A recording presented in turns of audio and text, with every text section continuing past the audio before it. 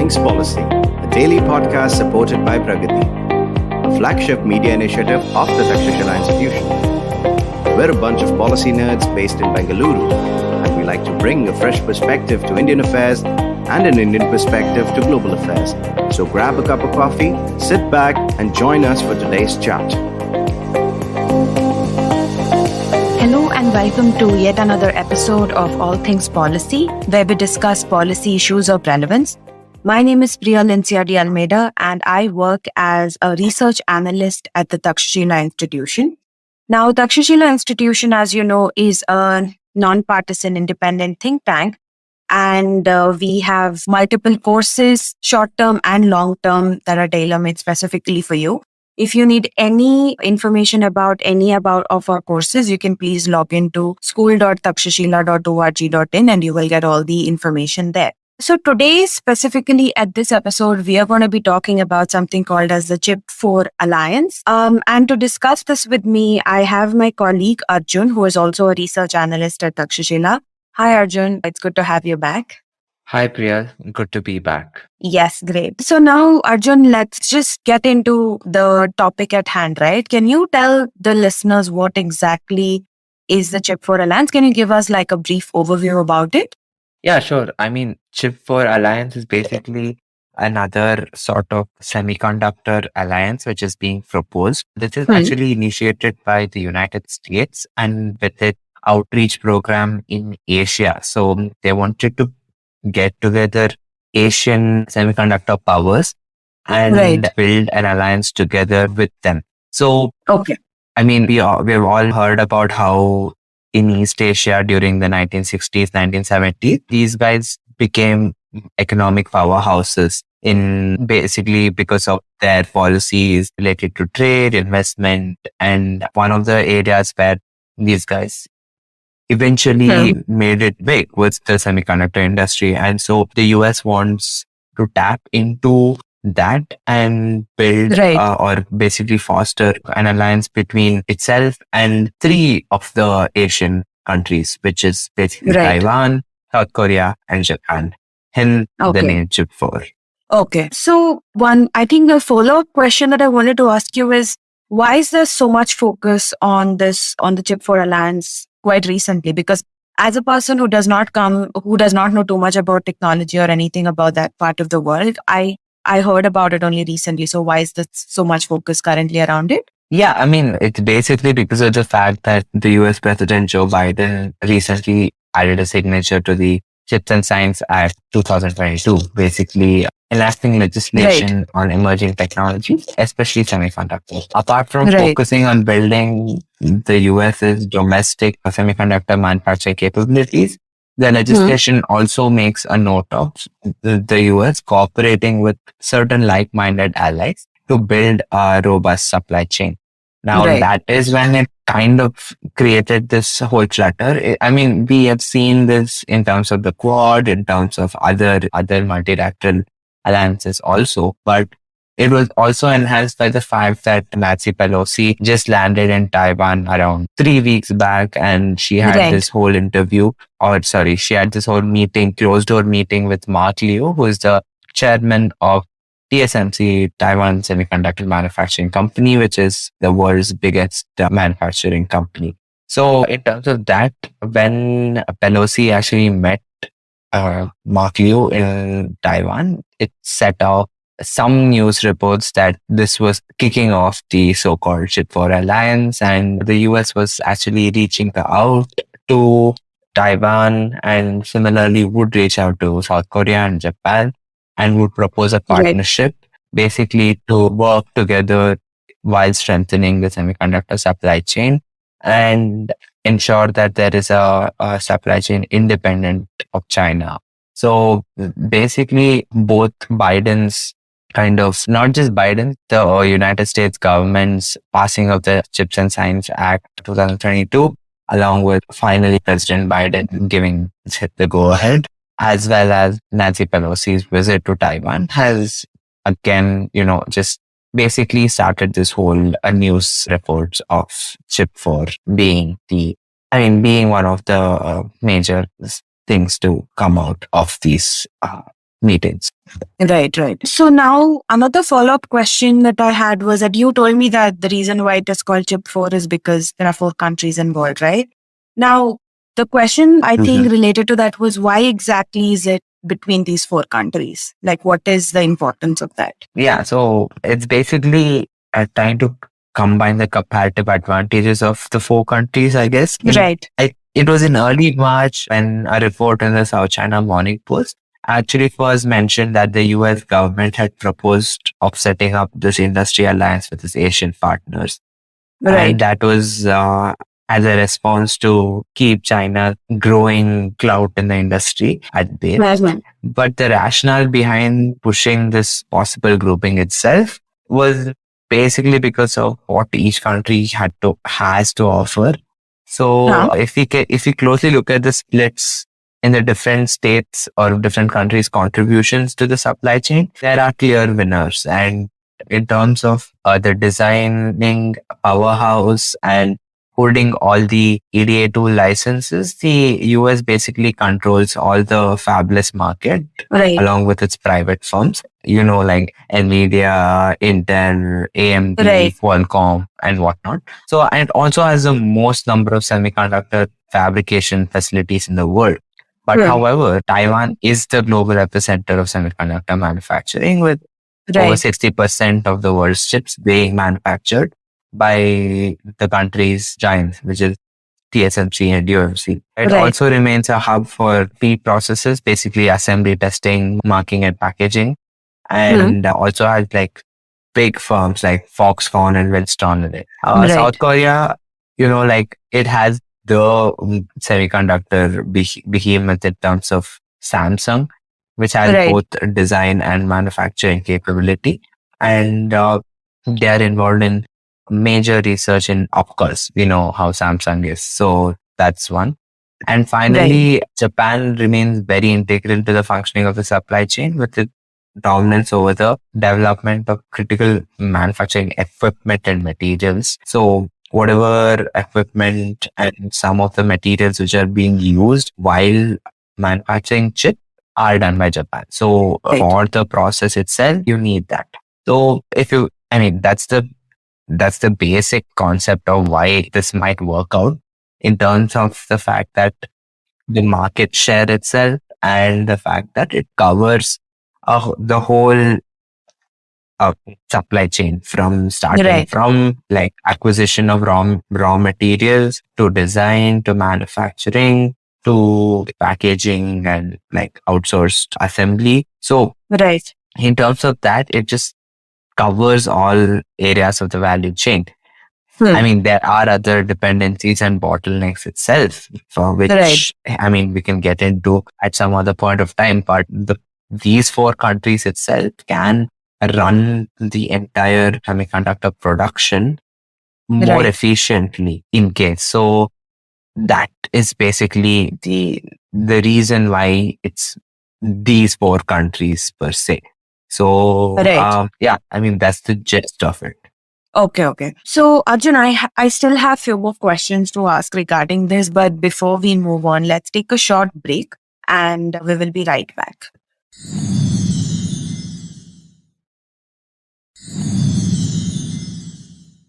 Hello and welcome back to this podcast. Here we were discussing about the Chip 4 Alliance, and we've previously Arjun told us about what exactly it means and why this current focus on this Chip 4 Alliance has been taken a front seat, and also like specifically why these 4 countries are sort of very important in this alliance and why this alliance consists of these 4 countries itself. So Arjun, my another question that I wanted to ask you was that I also understand from my very surface level reading is that South Korea is sort of on the fence regarding this. So, could you tell us more about why there is South? What is the reason behind South Korea's conundrum for Chip 4?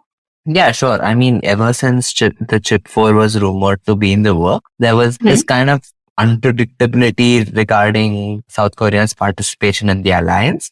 The South Hmm. Korean government and its private sector were believed to be kind of wary of the implications and potential restriction that might be Okay. imposed upon them by China, which would obviously consider this alliance as anti-China. So Right. one of the biggest reasons is because China remains the biggest market for South Korean semiconductor companies. So Hmm. according to data from the Korea International Trade Association, mainland China and Hong Kong account for over 60% of Seoul's semiconductor exports. And South Right. Korea is a global leader in memory chip production, which has a total market value of around $70 billion. And China Right. remains its biggest importer, accounting for over 48% of South Korea's memory chip exports. So Hmm. it gives basically the private sector and the country a lot of money and brings in a lot of money and contributes to the economy a lot. One Right. of the other reasons was the fact that when the South Korean government, the last time the South Korean government decided to kind of ally with the United States explicitly against China's wishes, this was when they agreed to deploy US anti-missile systems in 2016. Hmm. Beijing kind of imposed harsh embargoes on Korean goods and services in retaliation. Right. This kind of crippled South Korean businesses dependent on exports. So the officials and business leaders are like, they fear a repeat of that experience itself. These are the two main reasons, but Right. it will also be difficult for China to kind of, impose harsh restrictions. It's just the fact that it's hard for China also to fully weaponize South Korea's semiconductor exports itself. Right. Because US sanctions and export controls on China since 2020 have put a hold on the Chinese firm's ability to kind of access semiconductor raw materials and equipment.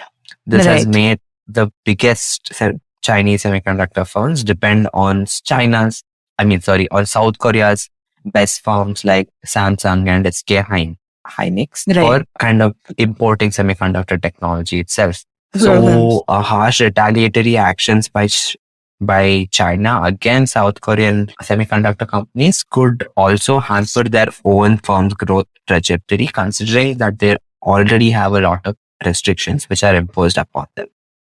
So, I mean, that's basically it in terms of the fact that both China and South Korea are dependent on each other, Hmm. and their reactions either way can hamper each other's growth. Hmm. So we have to see how Yeah. that goes. But in terms of the fact of the Chip4 Alliance itself, Hmm. the president of South Korea recently announced that they would be a part of the preliminary meeting for the potential alliance. But Okay. if in this meeting that they decide that all four countries have to snap ties with Beijing in the semiconductor domain, I don't know if South Korea would actually agree to that, considering that enormous amount of investment they've already made in the country. Yeah.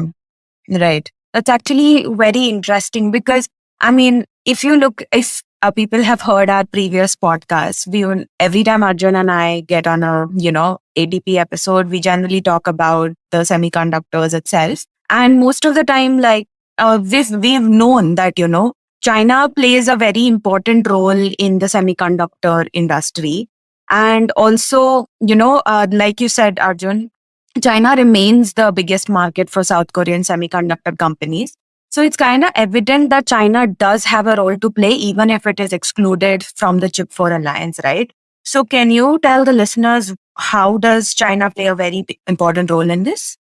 Yes, sure. Like, I mean, China's is the central, or like the role occupied by China itself is it remains central to the formation of the Chip4 Alliance itself, and the Right. fact that it is the biggest semiconductor market for Mhm. any export driven economy. So that would be a major hurdle for this partnership, because Right. even though the Chip4 Alliance holds the possibility of excluding China from the supply chain itself, the which basically the supply chain consists of end-to-end manufacturing of the chip, but China remains a massive electronics goods market for all the Right. alliance members, and that's a major drawback.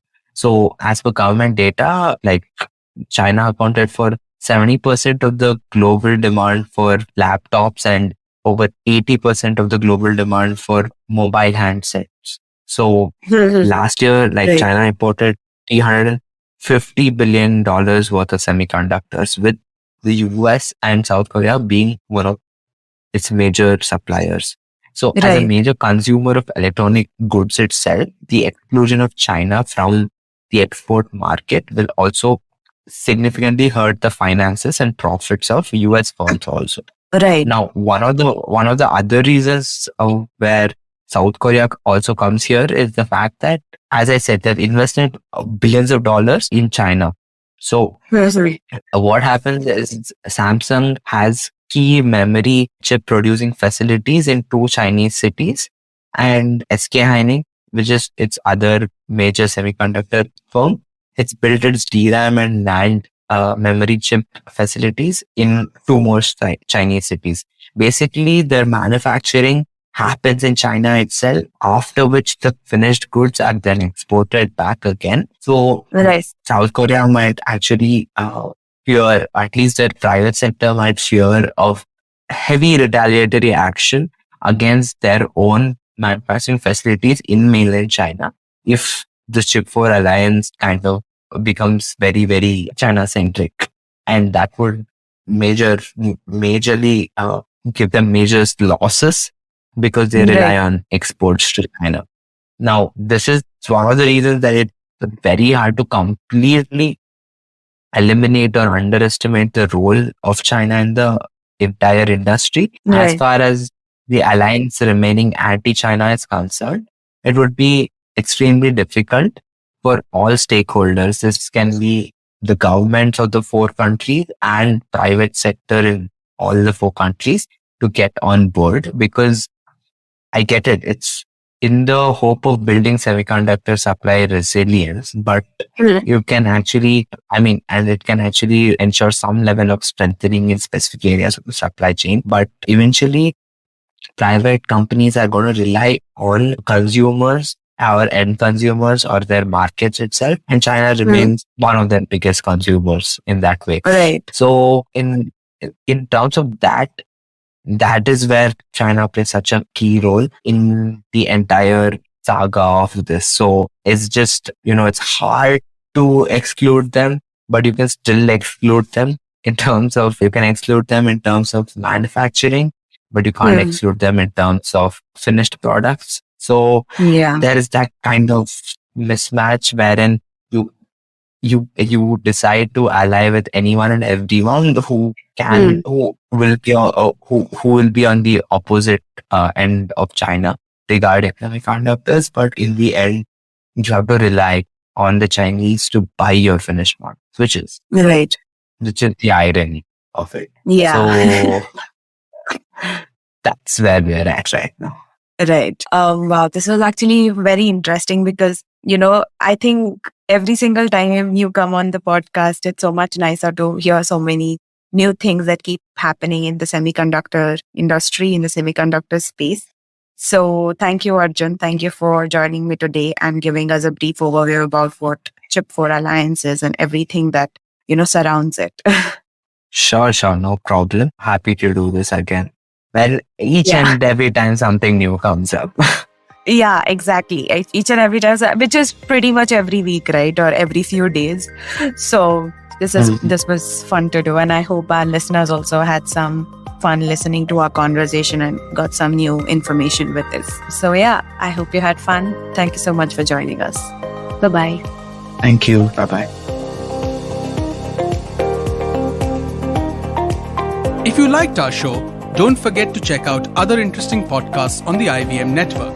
You can tune into them on the IVM Podcast app, ivmpodcast.com, or wherever you listen to your podcasts. You can also follow IVM on social media. The handle is @IVM Podcasts on Twitter, Facebook, and Instagram. And hey, if you'd like to dive into Takshashila's research on technology, strategy, and economic affairs, check us out at our Twitter handle @TakshashilaINST or our website takshashila.org.in.